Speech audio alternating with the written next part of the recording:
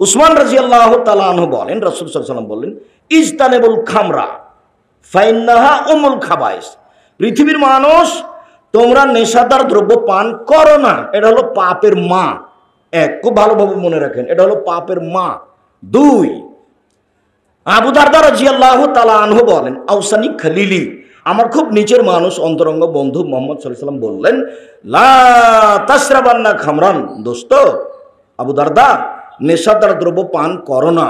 ফাইনাহু রাসু কুল্লি ফাহিশাতিন, নেশাদার দ্রব্য পান করা হচ্ছে সব পাপের মা, সব পাপের মাথা। তিন, মুআয রাদিয়াল্লাহু তাআলা আনহু বলেন, রাসূল সাল্লাল্লাহু আলাইহি ওয়াসাল্লামকে বললেন, লা তাশরাবিল খামরা, মদ পান করো না। ফাইন্নাহু মিফতাহু কুল্লি শাররিন, এটা হলো সব পাপের চাবি। এই ছেলে, এক খেয়ালে চেয়ে থাকবা। দিনী বোন, খুব সাদ করে এসেছেন, আপোষ এখন আর গল্প করিয়েন না, বিনীত অনুরোধ। আপনার গায়ের উপর দিয়ে আর একজন চলে গেলে আপনি তার সাদ প্রতিশোধ নেবেন না, আপনি মুখ খুলবেন না। আপনার জন্য এসেছি। একবার বললেন পাপের মা, একবার বললেন পাপের মাথা, একবার বললেন পাপের চাবি। এই তিনটা বাক্যের সমন্বয় কি? পাপের মা মানে হলো মদ খেলে সব পাপ করা সহজ। যখন মদ খেয়ে বিবেক হারিয়ে যাবে, তখন বাপকেও যে ভাষাতে গালি দিবে, গ্রামের লোককে সে ভাষাতে গালি দিবে, আর তো বিবেক কাজ করে না। এই জন্য এটা পাপের মা। মদ খেলে মার সাথে জেনা করা যেমন, অন্য মহিলার সাথে তার কাছে জেনা করা তেমন, ও তো বিবেক কাজ করে না। বউয়ের সাথে মিলনও যেমন, মার সাথে জেনা করা তেমন, কারণ তার বিবেক হারিয়ে গেছে। এই জন্য পাপের মা, এই জন্যই পাপের মাথা, এই জন্যই পাপের চাবি। দরজাটা খুলে দিলেন, চাবিটা দিয়ে তালাটা খুলে গেল, এখন দরজা খুলে দেন, ভিতরে সবকিছু দেখা যাবে। তার মানে যখন আপনি মদ খাবেন, তখন আপনি পাপের দরজাটা খুলে দিয়েছেন, এখন সব পাপ করতে পারবেন। মুহাম্মদ সাল্লাল্লাহু আলাইহি ওয়াসাল্লাম মদের পাপের ব্যাপারে এগুলি কথা বললেন। এবার শোনেন, রাসূল সাল্লাল্লাহু আলাইহি ওয়াসাল্লাম বলছেন, মান শারিবাল খামরা ওয়ালাম ইয়াতুব লাম তুকবাল লাহু 40 সালাহ, 40 সাবাহান। কেউ যদি একদিন নেশাদার দ্রব্য পান করে একবার, তাহলে 40 দিন তার সালাত কবুল হবে না। দুনিয়াতে এমন কোনো পাপ নাই যার বিবরণ এইভাবে আছে। জেনা মহাপাপ, কিন্তু এভাবে নাই কথা। সুদ খাওয়া মহাপাপ, তবে কথা এভাবে নেই। মানুষ হত্যা করা মহাপাপ, তবে কথা এভাবে নেই। মানুষ হত্যা করেছে, 40 দিন তার সালাত কবুল হবে না, এই কথা আল্লাহ নবী বলেননি। মানুষ হত্যা করেছে মহাপাপ, বিচারের মাঠে হেরে যেতে পারে, জিতে যেতে পারে, কিন্তু 40 দিন তার সালাত কবুল হবে না। 40 দিন নাম দিয়ে আর কোনো পাপ দুনিয়াতে নেই। দুই, রাসূল সাল্লাল্লাহু আলাইহি ওয়াসাল্লাম বলছেন, মান শারাবাল খামরা লাম ইয়ারজাল্লাহু আনহু 40 লাইলা। কেউ যদি একদিন একবার নেশাদার দ্রব্য পান করে, তাহলে 40 দিন সে আল্লাহকে নিজের দিকে করতে পারবে না। এমন কোনো পাপ নাই যে পাপ করলে 40 দিন যাবত আল্লাহকে নিজের দিকে করা যাবে না, এরকম কোনো পাপ দুনিয়াতে নেই। জেনা মহাপাপের কথা সবাই জানে। বিবাহ করার পরে জেনা করলে তাকে হত্যা করতে হবে, বাঁচার পথ নয়। আর বিবাহ করার আগে জেনা করলে তাকে 100 লাঠি পিটিয়ে এলাকা থেকে 1 বছরের জন্য তাড়িয়ে দিতে হবে। কিন্তু লোকটা আল্লাহকে 40 দিন কিছু বললে লাভ হবে না, এরকম কথা জেনাতে নেই। আবু হুরায়রা রাদিয়াল্লাহু তাআলা আনহু বলেন, রাসূল সাল্লাল্লাহু আলাইহি ওয়াসাল্লাম বলেছেন, শারবুল খামরে কাআবেদে ওয়াসানিন, নেশাদার দ্রব্য পান করলে মূর্তি পূজার মতো পাপ হয়। সরস্বতী, ভগবতী, কালী, দুর্গা এর ইবাদত করলে যেমন পাপ হয়, নেশাদার দ্রব্য পান করলে তেমন পাপ হয়। কোনো পাপকে এভাবে লাগানো নাই। আল্লাহ নবী বলেননি কেউ যদি নামাজ ছেড়ে দেয় তাহলে মূর্তি পূজার মতো পাপ করলো। আল্লাহ নবী বলেননি কেউ যদি জেনা করে তাহলে মূর্তি পূজার মতো পাপ করলো। আল্লাহ নবী বলেননি কেউ যদি সুদ খায় তাহলে মূর্তি পূজার মতো পাপ করলো। কিন্তু আল্লাহ নবী বলছেন কেউ যদি মদ খায় তাহলে সরস্বতী, ভগবতী, কালী, দুর্গার ইবাদত করলে যেমন হয়েছে তেমন পাপ। আসসালামু আলাইকুম ওয়া রাহমাতুল্লাহ। আলহামদুলিল্লাহি ওয়াহদা والصلاة والسلام على من لا نبي بعده أما بعد فأعوذ بالله من الشيطان الرجيم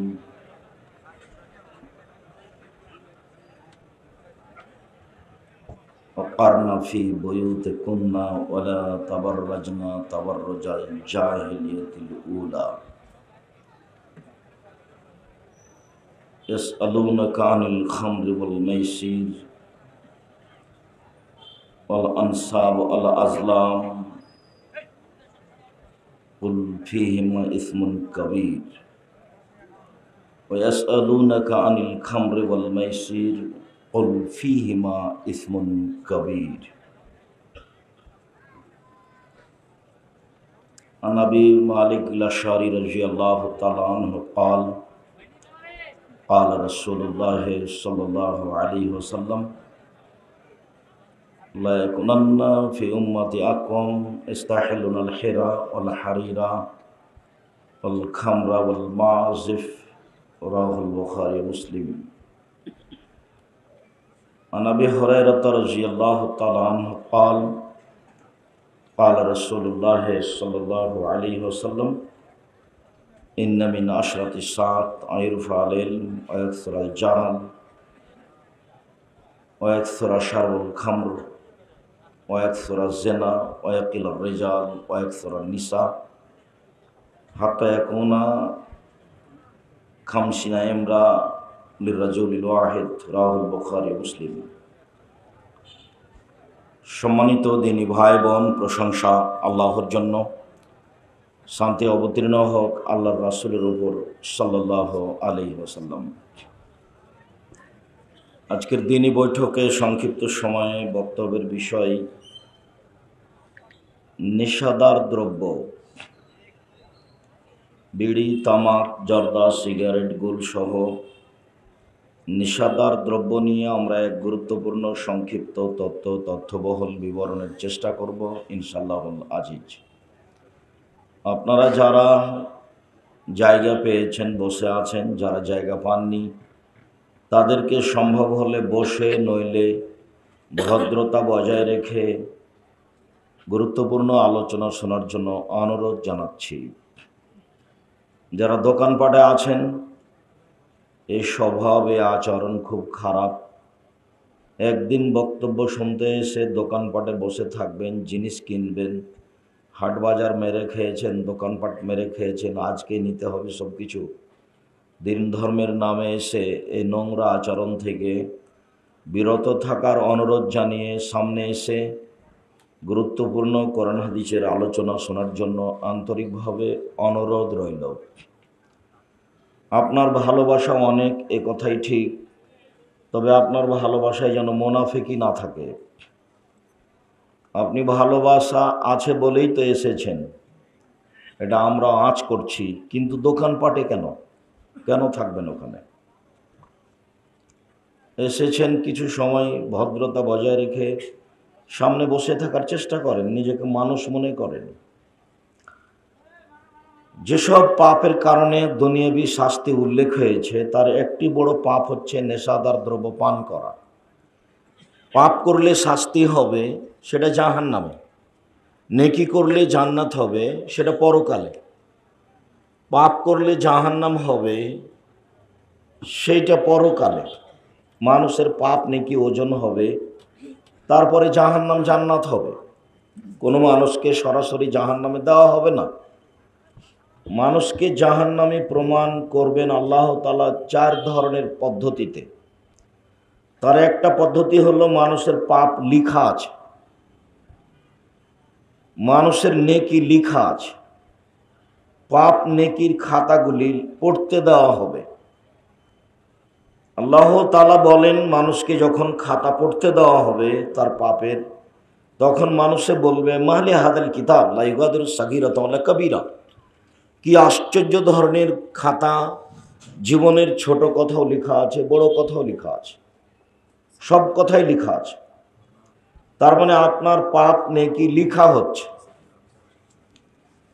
এরপরে আল্লাহ তাআলা বলেন মিসকাল যারাতিন খাইরা ইয়ারা মিসকাল যারাতিন শাররা ইয়ারা। মানুষ বিন্দুমাত্র পাপ করলে তা সে দেখতে পাবে, মানুষ বিন্দুমাত্র নেকি করলে তা সে দেখতে পাবে। আপনার পাপ আপনাকে দেখিয়ে বিচার করা হবে, এমনিতেই জুলুম করে বিচার করা হবে না। তৃতীয় পদ্ধতি হচ্ছে মাটি আপনার বিরুদ্ধে কথা বলবে। ইয়াউমাইদিন তুহাদ্দিসু আখবারাহা, আপনার সব কর্মসহ মাটি আপনার ছবি ধরে রাখছে। মাটি সবচেয়ে আধুনিক অত্যাধুনিক যন্ত্র, যেটা আমি আর আপনি বুঝতে পারি না। রাসূল সাল্লাল্লাহু আলাইহি সাল্লাম বলেন, ফাত্তাকু দুনিয়া ওয়াত্তাকুন নিসা, তোমরা মহিলা থেকে বেঁচে থাকো, নারী থেকে বেঁচে থাকো। নারী না হয় বিপজ্জনক বস্তু, তাই বাঁচতে বললেন, কিন্তু দুনিয়া জড় বস্তু, তাতে থেকে বাঁচতে বললেন কেন? দুনিয়া সর্বধরনের, দুনিয়া সর্বোচ্চ উন্নত মানের ব্যতিক্রম যন্ত্র, যা আপনার ছবি সহ সব কর্ম ধরে রাখছে। যেই মাটি, যেই জমিন বিচারের মাঠে কথা বলবে, সে কথাটা আল্লাহ বলছে। ইয়াউমাইদিন তুহাদ্দিসু আখবারাহা, সেদিন মাটির উপরে যা কিছু কর্ম ঘটেছে মাটি সব বলে দিবে। চতুর্থ হচ্ছে আপনার হাতে কথা বলবে আর আপনার পা সাক্ষী দিবে, ঠিক বলেছ। সেদিন শুধু আত্মা আপনার পক্ষে হয়ে কথা বলবে, মানে আপনি এই কাজ করেছেন। হাতও যদি বিরুদ্ধে কথা বলে, পাও যদি বিরুদ্ধে সাক্ষী দেয়, গায়ের চামড়াও যদি বিরুদ্ধে সাক্ষী দেয়, তাহলে টিকার কোনো পথ আছে? টিকার কোনো পথ নেই। বিচারের মাঠ কত কঠিন তা আমরা হয়তো বা বুঝাতে পারি না। বিচারের মাঠ খুব কঠিন। কবর যত কঠিন, কিয়ামত তার চেয়ে অনেক বেশি কঠিন। কিয়ামত যত কঠিন, জাহান্নাম তার চেয়ে অনেক অনেক অনেক বেশি কঠিন। আপনারা আমার দিনী ভাই বোন, আমরা আপনাদেরকে আন্তরিকভাবে জোরালোভাবে অনুরোধ জানাচ্ছি, অল্প সময় বাঁচতে এসে পাপ করে, অপরের ক্ষতি করে একদিন বাঁচার চেষ্টা করিয়েন না। আপনাকে আমি কয়েকটা জরুরি অনুরোধ করেছি, তার একটা অনুরোধ করেছি, ক্ষমতা দেখিয়ে, দলীয় দাপট দেখিয়ে, সম্পদের ক্ষমতা দেখিয়ে, মানুষকে খাটো করে, অপমান করে 1 ঘন্টা বাঁচার চেষ্টা করিয়েন না। ফেরাউন ডুবে গেছে। ফেরাউন অনেক ক্ষমতাধর লোক ছিল, তারপরেও তার মরে যাওয়াটা খুব বড় নিরুপায়। আপনাদেরকে আমি আরও দেখিয়েছি, দেখেন পৃথিবীতেই মানুষের নিরুপায় আছে। ফেরাউন তার জাজল্য প্রমাণ। দেশ হিসাবে দেশও দেখতে পারেন খুলনার অঘোষিত সম্রাট এরশাদ শিকদার। এরশাদ শিকদার মরণের সময় তার মেয়ের মাথাতে একটু হাত রাখতে চেয়েছিল, সুযোগটা তার হয়নি। সে একজন খুলনার অঘোষিত সম্রাট, বাদশাহ, যার মুখের সামনে, যার সামনে কেউ টিকবে এমন কেউ ছিল না। দুনিয়াতে নিরুপায় দেখতে চাইলে দেখতে হয় প্রেসিডেন্ট সাদ্দাম, রাতে রাতে দেশ দখল করে নিতে পারেন। দুনিয়া থেকে বিদায় হওয়াটা এত নিরুপায় ছিল, যার নিরুপায়ের কোনো শেষ নাই। কাজেই অল্প সময় বাঁচতে এসে কারো ক্ষতি করে, কাউকে অপমান করে, কাউকে জোর করে কথা বলে, ক্ষমতা দেখিয়ে বেঁচে লাভ নাই, অল্প সময়। আর আমি এখানে আরেকটা যেটা অনুরোধ করেছি, সেটা হলো এই, সভাপতি সাহেব যেটা বলছিলেন, দুঃখিত, পাপ আসলে 2 প্রকার, আল্লাহর সাথে জড়িত পাপ আর মানুষের সাথে জড়িত পাপ। জেনা আল্লাহর সাথে জড়িত পাপ, ক্ষমা সহজ। চুরি আল্লাহর সাথে জড়িত পাপ, ক্ষমা সহজ। সুদ খাওয়া আল্লাহর সাথে জড়িত পাপ, ক্ষমা সহজ। সুদের ভাষা যতই কঠিন হোক, সুদের ভাষা শুনলে অবাক লাগে। তুমি হাসছো কেন? কার দিকে দাঁত কালিয়ে হাসছো তুমি? কে তোমার এদিকে কথা বলছে? এই ছেলে, তোমরা চেয়ারে বসে আছো কেন? নামো নিচে, নিচে বসে থাকো। দয়া করে কোনো কাজ দেখাবেন না, দয়া করে কোনো কর্ম দেখাবেন না, দয়া করে কোনো অবস্থা দেখাবেন না। আপনার আমি কর্ম, আপনার কথা কোনোটা আমি গ্রহণ করি না। আমি আপনার নতুন মানুষ নই। বগুড়ায় আমার হচ্ছে বক্তৃতার জন্ম শুরু হয় বগুড়াতে। কাজে আপনাকে ইতস্ত করে কথা বলতে হবে এটা আমি কোনোদিন ভাবিনি। আমার জীবনে কোনোদিন সেক্রেটারি, সভাপতি, মসজিদের সভাপতি, মসজিদের সেক্রেটারি, সম্মেলনের সভাপতি, সেক্রেটারি, তাকে ইতস্ত করে কথা বলবো, নইলে আমার টাকা পয়সা হবে না, এরকম চিন্তা আমাকে কোনোদিন করা লাগেনি। কাজেই আপনার উপরে আমার খুব জোরালো দাবি, আপনি আমার দিনী ভাই, আপনি আমার দিনী বোন, এসেছেন, ভদ্রতা বজায় রেখে কথা শোনার চেষ্টা করবেন। আপনার আমি কিছু না কিছু উপকার করবই করবেন ইনশাআল্লাহ। এ কথাই সত্য, যেটা আপনি দিন রাত শুনছেন, এটা সত্য বলে আমাকে কেউ কিছু বলে না। আমি 90 সাল থেকে নিয়ে এখন পর্যন্ত কোনোদিন অপ্রয়োজনীয় বাক্য বলিনি। 90 সাল থেকে নিয়ে এখন পর্যন্ত আমি কোনোদিন কেসা কাহিনী বলিনি। 90 সাল থেকে নিয়ে এখন পর্যন্ত আমি কোনোদিন সরকার বিরোধী বক্তব্য দিইনি। 90 সাল থেকে নিয়ে এখন পর্যন্ত আমি কোনোদিন কোনো মাঝহাব, কোনো ব্যক্তিকে নিয়ে কথা বলিনি। 90 সাল থেকে নিয়ে এখন পর্যন্ত আমি কোনোদিন মানুষের কাছে পথ খরচ পাতেও চাইনি। কাউকে বিবেচনা করে কথা লাগবে, বলতে হবে, এটা আমি বিবেচনা করিনি, আমাকে করা লাগে না। আলহামদুলিল্লাহ, আমার অধীনে এখন প্রায় 4,500 মতো ছেলে মেয়ে পড়াশোনা করে, প্রায় সবাই আবাসিক থাকে। 250 জন শিক্ষক শিক্ষিকা তারা কর্মরত আছেন, কর্মচারী সহ, যাদের নিম্নে বেতন 10,000, ঊর্ধ্বে বেতন 65-77,000। কোনো কোনো শিক্ষকের পিছনে 70-80,000, 90,000 খরচ হয়। বড় মানের শিক্ষকের জন্য বাবুর্চি ভিন্ন আছে, ওদের খানা পানি ভিন্ন, ওদের বাড়ি পর্যন্ত প্রাইভেট গাড়িতে নিয়ে আসা হয়, প্রাইভেট গাড়িতে পাঠানো হয়। এদেশের সর্বস্তরের যারা বড় আলেম, বয়স্ক আলেম, তারা সেখানে এখন অবস্থান করেন। তার মধ্যে একজন মাওলানা আব্দুস সামাদ সালাফি, তার মধ্যে একজন মাওলানা আব্দুল খালেক সালাফি। আমি আলেম ওলামাদের মানুষ হিসাবে যথাযথভাবে মূল্যায়ন করার চেষ্টা চালিয়ে যাচ্ছি। মানুষ হিসাবে ত্রুটি থাকতে পারে, তা থাকতেই পারে, থাকাই স্বাভাবিক। তারপরে আমি চেষ্টা চালিয়ে যাচ্ছি, তাদের গাড়িতে করে নিয়ে আসা, গাড়িতে করে পাঠানো, তাদের জন্য ড্রাইভার নির্ধারণ করা, গাড়ি ঠিক করা, সব কিছু ব্যবস্থা চালিয়ে যাচ্ছি। তাতে প্রতি মাসে এখন প্রায় 30 লক্ষ টাকা খরচ হয় প্রতি মাসে।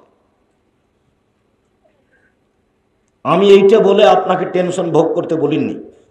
আমি এইটা বলে যদি বলতে চেয়েছি, সেটা হলো এই যে আমি জাতির ক্ষতি করতে চাইনি। বলতে চেয়েছি এই যে জাতির কাছে আমি কোনোদিন রূপক কথা নিয়ে আসিনি। বলতে চেয়েছি এই, আমার জীবনে আমি উন্নত মানের প্রতিষ্ঠান গড়বই করবো ইনশাআল্লাহ। যেখানে ছেলে মেয়ে বাংলা, ইংরেজি, আরবি উন্নত মানের শিক্ষা অর্জন করে জাতির অন্যায়ের বিরুদ্ধে লড়বে, মুখে কলমে মিডিয়ায়। মুখে বলছি, মিডিয়ার সামনে আছে, অনলাইন আল ইতেসাম টিভি আছে, কলম আছে, কলম আছে মাসিক আল ইতেসাম পত্রিকায়। পিয়ার নামে আব্দুর রহমান ছেলেটা এলাকার এজেন্ট, আর এখানেও কে আছে আমি তা জানি না। 50টা প্রশ্নের উত্তর থাকে মাসিক আল ইতেসাম পত্রিকায়। 12 জন মুফতি আছে, 12 জন শুধু খালি মুফতি। তারা প্রতি মাসে একটা বৈঠক করে ফতোয়া বের করার জন্য। বৈঠক ছাড়া কোনো ফতোয়া বের হয় না। পত্রিকার নাম মাসিক আল ইতেসাম পত্রিকা। অনীহা পোষণ করে পত্রিকা না নেওয়া জাতির ক্ষতি করা, আমার ক্ষতি করা নয়। বই পুস্তক না কিনা, আমি চেষ্টা চালিয়েছি বই পুস্তকে কোথাও ক্ষতি না করা, জাল জৈব হাদিস পেশ না করা। মুখে যা বলেছি, কলমে তা লিখেছি, মিডিয়ায় তা পেশ করার চেষ্টা করেছি। বিচারের মাঠে এখানে আমি ধরা খাবো, এটা আমার মনে বলে না। তবে আমার একটা জিনিস ধাক্কা খাই, সেটা হলো এই যে জাতির সামনে এসে দিন প্রচার করছি, এত যে দোকানপাট, এত যে পুরুষ নারী, এইটার ব্যাপারে আমি কতটুকু কন্ট্রোল করলাম, জাতিকে কতটুকু বললাম, জাতি আমার কথা মানলো কি না, এইটার কারণে কতটুকু ধরা খাবো, এটা আমার ভিতরে কাজ করে। তার মানে এইভাবে পেশাদারি বক্তব্য বা পেশাদারি আলোচনা বা সিজিলনা আলোচনা ধর্ম এমন নয়। আর বক্তব্যের ব্যবস্থা হলে এত দোকানপাট হতে হবে, সকাল থেকে নারী পুরুষ ঘুরবে সেখানে, এইটা বক্তব্যের গতিনীতি নয়, ধর্ম এমন নয়। এই ব্যাপারে আমি কতটুকু ধরা খাবো, এইটা আমার ভিতরে সন্দেহ কাজ করে। আর একটা জিনিস সন্দেহ কাজ করে যে জনগণের কাছে আমি টাকা চাইনি, তবে জনগণ আমাকে টাকা দিচ্ছে। কম দেখ, বেশি দেখ, ফিরিয়ে দেখ, অপমান করুক, কিছু করুক, করছে, এই টাকাটার জবাব আমাকে কেমন দিতে হবে? আসলে কি দিতে হবে? দলিল আদিল্লা আমার কাছে কিছু প্রমাণ আছে যা দিতে হবে না, তারপরেও ভেতরে ধাক্কা খায়, যার কারণে এখন টাকা পয়সা সব জামিয়া সালাফিয়া দিয়ে দিই। আমি এখন দেউলিয়া। আরেকটা জিনিস আমার ভিতরে কাজ করে যে খুব সফরের মধ্যে থাকলাম জীবনে, সফরের মধ্যে আছি 90 সাল থেকে সফর, তা আমি ইবাদত বন্দেগী ভালো করতে পারলাম না বলে আমার মনে হচ্ছে। তাতে আমার মনে হচ্ছে যে আমি জাতিকে ফাঁকি দিইনি, মানুষ আমার কথাবার্তা শুনে আমল করার চেষ্টা করে, আমি যদি আমার নেকিতে বিচারের মাঠে সফল না হতে পারি, তাহলে জনগণ যে কোরআন এবং সহিহ হাদিস শুনে মানার চেষ্টা করছে, ওইখান থেকে কিছু যদি নেকি পাই, তাহলে ওখান থেকে আমি নেকি দিয়ে সফলতা বিচারের মাঠে অর্জন করব বলে আমি আশা করছি ইনশাআল্লাহ। এটা আমার একটা ভিতরে কাজ করে মাঝে। আমি একদিন ঢাকা বিমানবন্দরে বসে আছি, তো চট্টগ্রামে এক লোক এসে আমাকে জোর করে বলছে, আপনি এত শক্ত করে কথা বলেন কেন? একবারে সালাম দিই প্রথমে এই কথা। তো বলছি শক্ত বলতে হয় এই জন্য? না, নরম করে বললেও হবে। না, হবে না, না নরম করে বললেও হবে। যখন কয়েকবার জোর করে এই কথা বলেছে, তখন আমি বলছি এখন বিমানবন্দর জরিপ করা হোক। জরিপে এদেশে যারা বক্তৃতা দেয় আমার কথা মেনে বেশি চলছে, এটা যদি প্রমাণ না হয়, তাহলে আপনার সামনে আমি আবার অদা করলাম, আমি জাতির সামনে আর যাবো না কোনোদিন। বলছে আপনি ঠিক বলেছেন, আপনার কথা আমি মেনেই চলি, আমি আপনার কথাতেই পরিবর্তন হয়েছি। সত্য কথা না হলে আমি পরিবর্তন হতাম না, এই কথাই ঠিক। আপনার সাথে দেখা হলে আমি এই কথা বলবো একটু সাধ করে, সেই সাধটা আমি একটু মিটালাম। আমি আপনাকে কোনোদিন কষ্ট দিইনি, শক্ত কথা যতই হোক। ধর্মের নামে যদি আপনি কষ্ট পেয়ে থাকেন, তাহলে আমিও কষ্ট পাবো। সম্মানিত দিনী ভাই বোন, আপনি কেন ছেলেকে জমি দিলেন আর মেয়েকে দিলেন না? তাহলে যে আপনাকে আমি দিনরাত বললাম যে আপনার এই কাজটা হয়েছে গরু ছাগল কুকুর শ্রীগালের চেয়ে খারাপ। আপনাকে তো আমি বহুদিন বুঝিয়েছি যে আল্লাহ বলছেন যে বুঝেও বুঝে না ওরা, অন্তর আছে বুঝে না, দেখেও দেখে না ওরা, চক্ষু আছে দেখে না, শোনেও শোনে না ওরা, কান আছে শোনে না।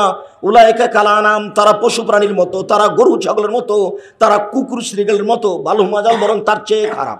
তো কুকুর শ্রীগালের চেয়ে খারাপ কে? আমি বললাম তোমার বাপ। তুমি এখন আমাকে প্রমাণ করো যে আমার বাপকে আপনি এই কথা বললেন কেন? তোমার বাপকে যদি আমি কুকুর শ্রীগালের চেয়ে খারাপ প্রমাণ করতে না পারি বেটা, তাহলে ফুল করে আজকে বক্তব্য শেষ, সামনে আর জাতির সামনে দাঁড়াবো না। তুমি বলো যে তোমার ফুফু পাবে জমি বিকালে আর তোমার বাপ পাবে সকালে, এরকম প্রমাণ করো, আর না হলে বলতে হবে একসাথে। একসাথে তার মানে 24 ঘন্টা পরে তোমার ফুফুকে জমি দেওয়ার কোনো অধিকার তোমার বাপের কাছে নেই। সেখানে তোমার ফুফু জমি চাইলেই তোমার বাপ খেপে বলে তোকে বাড়িতে আসতে হবে না, তুই এখানে আসিস না। এই বাড়ি তো তার বাপের, তার মানে তোমার ফুফুর বাড়ি মানে এটা তার বাপের বাড়ি। তোমার বাপের যেমন অধিকার আছে, সেখানে তার একবারে হুবাহু একই রকমের অধিকার। এটা বগুড়ার, আমি বলি না বগুড়ার স্বভাবের দিক দিয়ে এটা বেশি খারাপ স্বভাব, গাইবান্ধাও তাই, চাঁপাইনবাবগঞ্জ এরকম নয়, হয়তো আছে। বেটিকে জমি দিতে হবে, বোনকে জমি দিতে হবে, এটা মানে জানে, তারপরে মনে হয় যে এটা কিছুই না। বলে হিসাবে এটা মানুষের সাথে জড়িত পাপ। 19-20 করে জান্নাত কিনে যাবে না, তাহাজ্জুদ পড়লেও হবে না, হজ করলেও হবে না, ওগুলো দিয়ে কোনো কাজ হবে না। মানুষের হক নষ্ট করে, মানুষের হক নষ্ট করার ফলাফল জাহান্নাম। ঋণ পরিশোধ না করে কেউ যদি হজ করে তাহাজ্জুদ পড়ে মারা যায়, সে ঋণের পাপ ক্ষমা হবে না। যার জন্য আমি অনুরোধ জানিয়েছি, লোন নিয়ে ব্যাংক থেকে টাকা উঠিয়ে বাড়িঘর করিয়েন না। বউকে এত খুশি করে রাখতে হবে না, পাকা বাড়ি করে ব্যাংক থেকে লোন নিয়ে আপনার জানাজাই হবে না, জাহান্নাম জান্নাত তো পরে। লোন নিয়ে আপনি ব্যবসা করিয়েন না, আমি অনুরোধ জানিয়েছি। চকলেট দিয়ে ব্যবসা করেন, সংসার চলবে, লোন নেওয়া লাগবে না। কলা দিয়ে ব্যবসা করেন, লোন নেওয়া লাগবে না। কাপড়ের ব্যবসা করেন, লোন নেওয়া লাগবে না। একদিনই যদি কোটি টাকা দিয়ে আপনি হিরোইন কিনতে চান, কলকাতায় ঢাকায় বিক্রি করেন, তাহলে এই নোংরা আচরণের লোন নেওয়া লাগবেই। কার পাল্লাতে পড়ে আপনি ব্যাংক থেকে উঠিয়ে বাড়ি করলেন, টাকা উঠিয়ে আপনি মনে করছেন ছেলে মেয়ে শোধ করবে, সবাই নিজে নিজে থাকবে, আপনার 5 পয়সা দিবেন। আপনি আপনার বাপেরও দাম দিতে পারেন না, আপনার ছেলেরাও পারবে না। আপনি পারেন না, অত হুঁশিয়ার মানুষে আপনার বাপের খোঁজ খবর নিতে পারেন না। ভালোবাসা দেখে ছবিটা বাড়িতে ঝুলিয়ে রেখেছেন, কাপুরুষ সন্তান। কিসের ভালোবাসা দেখেছেন? বাপ মায়ের ছবিটা বাড়িতে ঝুলিয়ে রেখেছেন, তার নাম ভালোবাসা? তার নাম মূর্খ মানুষ, তার নাম অশিক্ষিত মানুষ, তার নাম বোকা মানুষ, তার নাম ভিতর শ্রেণীর মানুষ, তার নাম নিম্ন শ্রেণীর মানুষ। ওটার নাম ভালোবাসা নয়। বাপের নামে দান করতে হবে, ওর জন্য কান্নাকাটি করতে হবে, ওর বলতে হবে আল্লাহ আমার বাপের কোনো ভুল ত্রুটি থাকলে তুমি মাফ করো, আর আমার বাপের কোনো লেনদেন থাকলে এই যে আমি দান খারেজ করলাম, তুমি আমার বাপকে মাফ করে দাও। তাহলে বাপের কিছু উপকার করা যাবে। তাহলে ছেলে বলতে পারে যে আমি আমার বাপের একটা উপযুক্ত সন্তান আছে, যে ভাষাটা রাসূল সাল্লাল্লাহু আলাইহি ওয়াসাল্লাম বলেছেন, ওলাদুন সলেহ, সৎ ছেলে। সম্মানিত দিনী ভাই বোন, কখন আমি কষ্ট দিয়ে আপনার ক্ষতি করতে চাইনি। আমি যেভাবে দিন প্রচার করার চেষ্টা চালিয়ে যাচ্ছি, আপনার কাছে কোনো পরামর্শ থাকলে দিবেন। আমি এদেশে বড় বড় প্রতিষ্ঠান খুললে জামিয়া সালাফে ডাঙ্গিপাড়া পবা রাজশাহী, জামিয়া সালাফে রূপগঞ্জ নারায়ণগঞ্জ ঢাকা, জামিয়া সালাফে তেঘরা বিরল দিনাজপুর, জামিয়া সালাফে ছয়মাইল বাবুগঞ্জ বরিশাল, আরও আমার সামনে চিন্তা ভাবনা আছে। এসবগুলোর পিছনে দিনের ক্ষতি করা নয়, সাথে সাথে এর পিছনে যে আমি সম্মেলনগুলো করে থাকি আপনাকে আমি যাওয়ার জন্য অনুরোধ জানাই। যেমন সামনে ডিসেম্বর 22-23 আমি আপনাকে রাজশাহী যেতে বলি। 26 বিঘে জমির উপরে জামিয়া সালাফে রাজশাহী, 90% জমির উপরে মসজিদ একটা, যে মসজিদে 3000 মানুষ একসাথে সালাত আদায় করতে পারবে, যেখানে প্রায় 2000 ছেলে আছে, যেখানে 950 মতো মেয়ে আছে। আপনি আমার কাছের মানুষ, আমি আপনার কাছের মানুষ, আপনাকে তো আমি ওখানে যেতে বলবই। যেখানে বিষয়ভিত্তিক আলোচনা হবে, সেখানে কোন দলীয় কোনো কথা হবে না। দলীয় কথা বলাই নিষেধ আছে, সাংগঠনিক কথা বলাই নিষেধ আছে, একমাত্র আল্লাহকে সন্তুষ্ট করার জন্য। ফেব্রুয়ারি মাসের 3 তারিখ আপনার এতে আপনাকে যেতে বলছি দিনাজপুর, 18 বিঘা জমির উপরে প্রতিষ্ঠান। আপনাকে আমি মার্চের 2-3 যেতে বলছি রূপগঞ্জ নারায়ণগঞ্জ, 51 বিঘা জমির উপরে প্রতিষ্ঠান, যার 200 শতক বরাদ্দ আছে মসজিদের জন্য। শুধু খালি মসজিদ পারপাস 200 শতক জমি আছে। সম্মানিত দিনী ভাই বোন, আমি আপনাদের কাছে আলোচনার সূচনাতে আরো অনুরোধ জানিয়েছি কয়েকটা কথা। 5 ওয়াক্ত সালাতের সাথে কোনোদিন, নামাজের সাথে কোনোদিন আপোষ করিয়েন না। সময় হলে পড়তে হবে, আপনি বাধ্য। হালাল রুজির সাথে কোনোদিন আপোষ করিয়েন না, হালাল রুজি উপার্জন করতে হবে, সময় শেষ। কোরআন মাজিদ তেলাওয়াত করবেন, সূরা ইখলাস হলেও। মানুষের সাথে বসে আড্ডা পিটিয়েন না কোনোদিন। 2 জন যেখানে বসে আছে সেখানে বসবেন না, ওখানে কারো বদনাম হচ্ছে। আপনি ওখানে বসে 2 মিনিট গলায় ফাঁসি নিয়েন না। তাহাজ্জুদ পড়ে ওখানে বৈঠকে সভাপতি সাহেবের, চেয়ারম্যানের বদনাম হচ্ছিল, আপনি খালি বলেছেন ঠিকই বলেছিস। আপনি এই ভাষাটা উল্লেখ করলেন, এখন আপনার তাহাজ্জুদ করা কোনো কাজে লাগবে না। ও যা বলছিল আপনি তাই বললেন, এখন প্রমাণ করেন দেখি, ওটা ক্ষমা নেন দেখি, আপনি কিভাবে ক্ষমা নিবেন। এটা তো জেনা নয় যে আপনি বললেন আল্লাহ মাফ করেন হয়ে গেল, এটা তো জেনা নয়। আপনি এখন চেয়ারম্যান সাহেবের বদনাম করেছেন, ক্ষমা নেন দেখি। এখন পর্যন্ত, কিয়ামত পর্যন্ত, মরা পর্যন্ত যদি কাবা করে গিলাপ ধরে কান্নাকাটি করতে থাকেন, আর এই পাপ যদি ক্ষমা হয়ে যায়, তাহলে ইসলাম ধর্মই মিথ্যে, আল্লাহ জালেম। আর আল্লাহ বলেছেন ইন্নী হারামতু যুলমা আলাইয়া, আমি আল্লাহ নিজের উপরে জুলুম হারাম করেছি, আমি কারোর প্রতি জুলুম করব না। তুমি মানুষকে অপমান করেছো, আর আমি তোমাকে ক্ষমা করে দেবো, এমন সৃষ্টিকর্তা আল্লাহ আমি নই। যাকে অপমান করেছো তুমি তার কাছে ক্ষমা নেওয়া, আমার কাছে আসলে আমি পাপ নেকি দিয়ে বিচার করে দেবো। তুমি যে পরিমাণ মানুষের বদনাম করে পাপ করেছ, তোমার নেকি থেকে সেই পরিমাণ নিয়ে এই লোকটাকে দিয়ে তোমাকে জাহান্নামে দিব, আর একে জান্নাতে দেবো। এটা আমার বিচার ব্যবস্থা। এভাবে মুহাম্মদ সাল্লাল্লাহু আলাইহি ওয়াসাল্লাম বলেছে। এই জন্য আপনাকে আমি অনুরোধ জানাই যে আড্ডা পিটিয়েন না। দোকানে 2 জন বসে আছে, আপনি ওখানে বসিয়েন না। দোকানে জিনিস কিনতে গেছেন, যতক্ষণ পর্যন্ত কিনতে সময় লাগবে ততক্ষণ পর্যন্ত দাঁড়াবেন। 30 বছর থেকে আমি অনুরোধ করছি, আমি নিজেও কোনোদিন বসি না। আমি প্রায় 24 বছর থেকে নদাপাড়াতে আছি। কোনো দোকানদার যদি বলে দেয় যে আব্দুল রাজ্জাক সাহেব আমার এখানে 1 দিন বসে 1 মিনিট বসে চা খেয়েছে, তাহলে আমি কথা বলবো না আপনাদের সামনে।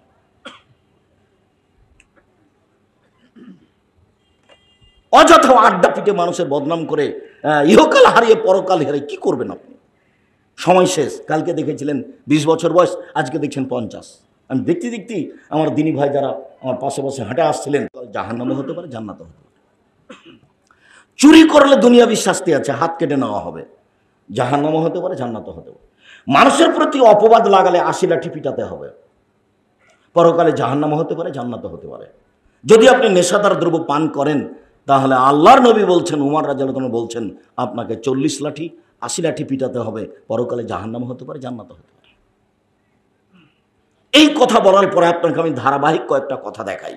আগে কোরআন মাজিদ থেকে আমি কিছু কথা বলি, তারপর আপনাকে আমি ওই নেশাদার দ্রব্যের একটা অবস্থা পেশ করব। আল্লাহ তাআলা বলেন, ইয়াসআলুনাকা আনিল খামরি ওয়াল মাইসির কুল ফীহিমা ইসমুন কাবীর। মুহাম্মদ সাল্লাল্লাহু আলাইহি সাল্লাম, জনগণ আপনাকে জিজ্ঞাসা করছে মদ সম্পর্কে আর জুয়া সম্পর্কে। আপনি বলেন দুটোই মহাপাপের কাজ। আপনি বলে দেন যে দুটাতেই বড় পাপ হয়, জুয়া খেললেও বড় পাপ হয়, মদ খেলেও বড় পাপ হয়। আজকে আমাদের আলোচনা জুয়া নিয়ে নয়। প্রত্যেক যেই খেলাতে টাকার হার জিত আছে সেটাই জুয়া, সেটা যেটাই হোক।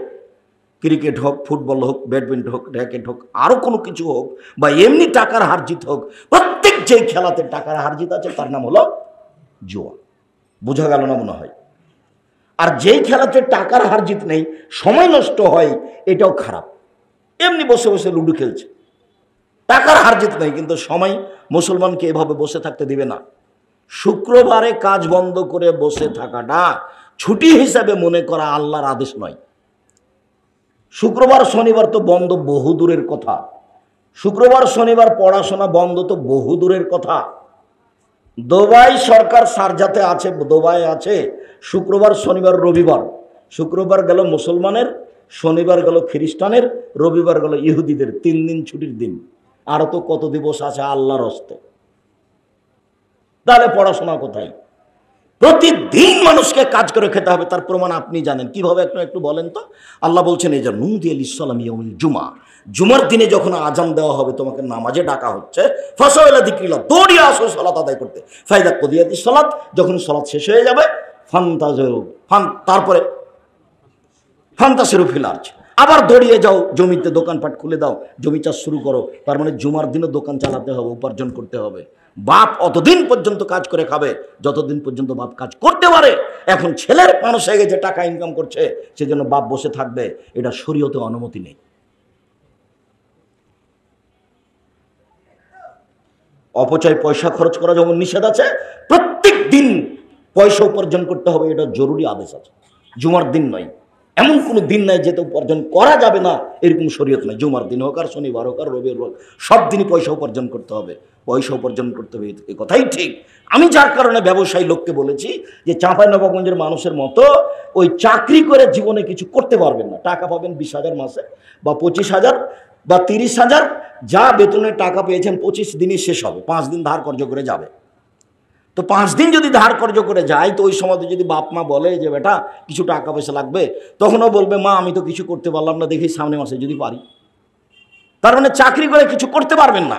যদি নিজের উপকার করতে চান, জাতির উপকার করতে চান, ফকির মিসকিনের উপকার করতে চান, তাহলে ব্যবসা করতে হবে। যার কারণে জমি চাষের আল্লাহ রাসূল নিন্দা করেছেন, আর ব্যবসার ব্যাপারে খুব মান বাড়িয়ে দিয়েছেন। তিনি বলছেন আত্তাজেরা সাদেকাল আমিন এখন ইয়াউমাল কিয়ামা সদা সিদ্দিকিন ওয়াল আম্বিয়া, যারা সত্যবাদী ব্যবসায়ী ওরা বিচারের মাঠে নবীদের সাথে থাকবে।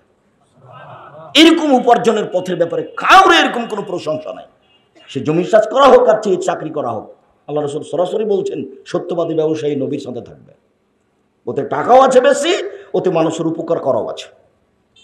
আবার তিনি বলছেন আর তেজারাত মাল কিদওয়াল হালাল, ব্যবসা করলে অনেক সময় মিথ্যা কথা চলে আসে, ব্যবসা করলে অনেক সময় কসম চলে আসে, অজান্তে ইচ্ছে করে অনিচ্ছে চলে আসে। বা শুভ ভবিষ্যৎ কা, তোমরা দান খায়রাত করে এটা মিটিয়ে দাও। তার মানে ব্যবসা করলে কিছু সমস্যা চলে আসে, এ কথা মুহাম্মদ সাল্লাল্লাহু আলাইহি ওয়াসাল্লাম জানতেন।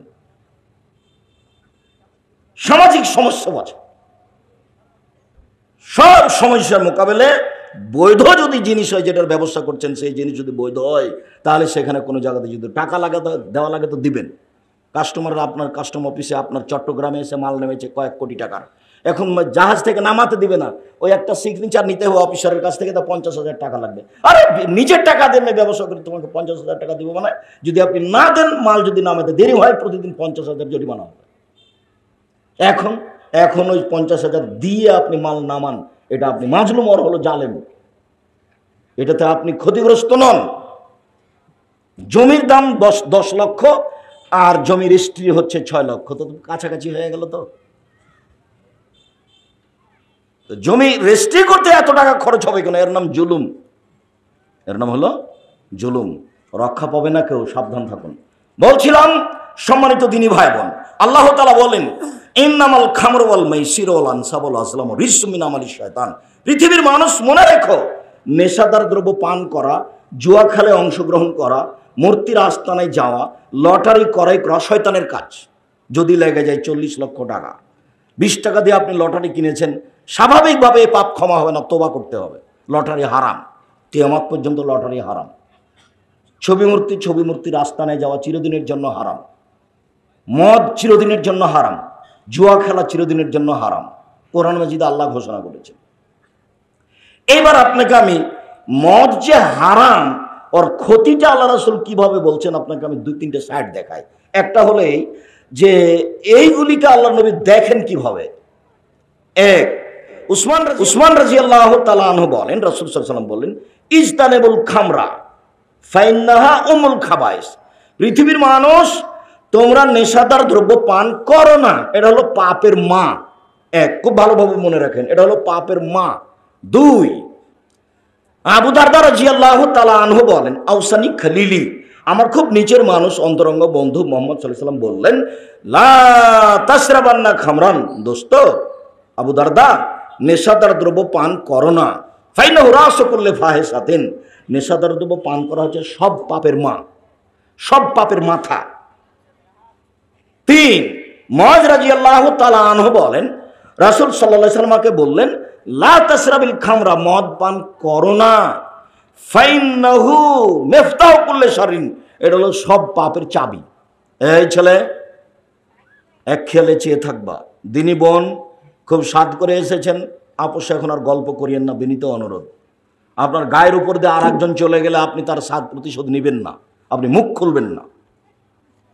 আপনার জন্য এসেছি। একবার বললেন পাপের মা, একবার বললেন পাপের মাথা, একবার বললেন পাপের চাবি। এই তিনটা বাক্যের সমন্বয় কি? পাপের মা মানে হলো মদ খেলে সব পাপ করা সহজ। যখন মদ খেয়ে বিবেক হারিয়ে যাবে, তখন বাপকেও যে ভাষাতে গালি দিবে, গ্রামের লোককে সে ভাষাতে গালি দিবে, আর তো বিবেক কাজ করে না। এই জন্য এটা পাপের মা। মদ খেলে মার সাথে জেনা করা যেমন, অন্য মহিলার সাথে তার কাছে জেনা করা তেমন, ও তো বিবেক কাজ করে না। বইয়ের সাথে মিলনও যেমন, মার সাথে জেনা করা তেমন, কারণ তার বিবেক হারিয়ে গেছে। এই জন্য পাপের মা, এই জন্যই পাপের মাথা, এই জন্যই পাপের চাবি। দরজাটা খুলে দিলেন চাবিটা দিয়ে, তালাটা খুলে গেল, এখন দরজা খুলে দেন, ভিতরে সবকিছু দেখা যাবে। তার মানে যখন আপনি মদ খাবেন, তখন আপনি পাপের দরজাটা খুলে দিয়েছেন, এখন সব পাপ করতে পারবেন। মুহাম্মদ সাল্লাল্লাহু আলাইহি ওয়াসাল্লাম মদের পাপের ব্যাপারে এগুলি কথা বললেন। এবার শোনেন, রাসূল সাল্লাল্লাহু আলাইহি ওয়াসাল্লাম বলছেন, মান শারিবাল খামরা ওয়ালাম ইয়াতুব লাম তুকবাল লাহু 40 সালাহ, 40 সাবাহান। কেউ যদি একদিন নেশাদার দ্রব্য পান করে একবার, তাহলে 40 দিন তার সালাত কবুল হবে না। দুনিয়াতে এমন কোনো পাপ নাই যার বিবরণ এইভাবে আছে। জেনা মহাপাপ, কিন্তু এভাবে নাই কথা। সুদ খাওয়া মহাপাপ, তবে কথা এভাবে নেই। মানুষ হত্যা করা মহাপাপ, তবে কথা এভাবে নেই। মানুষ হত্যা করেছে, 40 দিন তার সালাত কবুল হবে না, এই কথা আল্লাহ নবী বলেননি। মানুষ হত্যা করেছে মহাপাপ, বিচারের মাঠে হেরে যেতে পারে, জিতে যেতে পারে, কিন্তু 40 দিন তার সালাত কবুল হবে না। 40 দিন নাম দিয়ে আর কোনো পাপ দুনিয়াতে নেই। দুই, রাসূল সাল্লাল্লাহু আলাইহি ওয়াসাল্লাম বলছেন, মান শারাবাল খামরা লাম ইয়ারজাল্লাহু আনহু 40 লাইলা। কেউ যদি একদিন একবার নেশাদার দ্রব্য পান করে, তাহলে 40 দিন সে আল্লাহকে নিজের দিকে করতে পারবে না। এমন কোনো পাপ নাই যে পাপ করলে 40 দিন যাবত আল্লাহকে নিজের দিকে করা যাবে না, এরকম কোনো পাপ দুনিয়াতে নেই। জেনা মহাপাপ, এ কথা সবাই জানে। বিবাহ করার পরে জেনা করলে তাকে হত্যা করতে হবে, বাঁচার পথ নাই। আর বিবাহ করার আগে জেনা করলে তাকে 100 লাঠি পিটিয়ে এলাকা থেকে 1 বছরের জন্য তাড়িয়ে দিতে হবে। কিন্তু লোকটা আল্লাহকে 40 দিন কিছু বললে লাভ হবে না, এরকম কথা জেনাতে নেই। আবু হুরায়রা রাদিয়াল্লাহু তাআলা আনহু বলেন, রাসূল সাল্লাল্লাহু আলাইহি ওয়াসাল্লাম বলেছেন, শারবুল খামরে কাআবেদে ওয়াসানিন, নেশাদার দ্রব্য পান করলে মূর্তি পূজার মতো পাপ হয়। সরস্বতী, ভগবতী, কালী, দুর্গা এর ইবাদত করলে যেমন পাপ হয়, নেশাদার দ্রব্য পান করলে তেমন পাপ হয়। কোনো পাপকে এভাবে লাগানো নাই। আল্লাহ নবী বলেননি কেউ যদি নামাজ ছেড়ে দেয় তাহলে মূর্তি পূজার মতো পাপ করলো। আল্লাহ নবী বলেননি কেউ যদি জেনা করে তাহলে মূর্তি পূজার মতো পাপ করলো। আল্লাহ নবী বলেননি কেউ যদি সুদ খায় তাহলে মূর্তি পূজার মতো পাপ করলো। কিন্তু আল্লাহ নবী বলছেন কেউ যদি মদ খায় তাহলে সরস্বতী, ভগবতী, কালী, দুর্গার ইবাদত করলে যেমন হবে সে তেমন পাপ। কি বুঝলেন? এগুলো তো মুহাম্মদ সাল্লাল্লাহু আলাইহি ওয়াসাল্লাম মুখের ভাষা। আব্দুল্লাহ ইবনে আমর রাদিয়াল্লাহু তাআলা আনহু বলেন, রাসূল সাল্লাল্লাহু আলাইহি ওয়াসাল্লাম বলেছেন, লা ইয়াদখুলুল জান্নাহ, 4 শ্রেণীর মানুষ জান্নাতে যাবে না। এক, আখ কোন বাপ মাকে মানে না যে, এই ছেলে, মধ্যে থেকে কোনো ছেলে উঠলে আপনি তাকে ঠেকাবেন। আপনি আমাকে দয়া করে ব্যস্ততা দেখায়েন না, আপনার ব্যস্ততার আগে আমরা কথা শেষ করবো ইনশাআল্লাহ। কাজেই পরিবেশ নষ্ট করবেন না, বিনীত অনুরোধ। নিজের প্রয়োজন দেখাবেন না। বাপ মাকে মানে না যে সে জান্নাতে যাবে না। একটা হাদিস আল্লাহ রাসূল বলছেন, হুমা জান্নাত নারকা, বাপ মাই তোমার জাহান্নাম, বাপ মাই তোমার জান্নাত, বাপ মাই তোমার জাহান্নাম, বাপ মাই তোমার জান্নাত, ওরাই তোমার জাহান্নাম, ওরাই তোমার জান্নাত। ওরা খুশি তো জান্নাত, ওরা খুশি নেই তো জাহান্নাম। অনেক ইবাদত করলাম কিন্তু ওরা খুশি নেই, কাজ হবে না। সময় তো তিনি ভাই বোন, দুই অল কাম্মার, জুয়া খেলে যে সে জান্নাতে যাবে না। আগে থেকে আপনার একটা কথা আছে, কেউ যদি কাউকে বলে আসো জুয়া খেলি, এতেই সে মহাপাপী, কাফারা না দিলে এই পাপ ক্ষমা হবে না। অবাক পাপ, আমিও অবাক হই।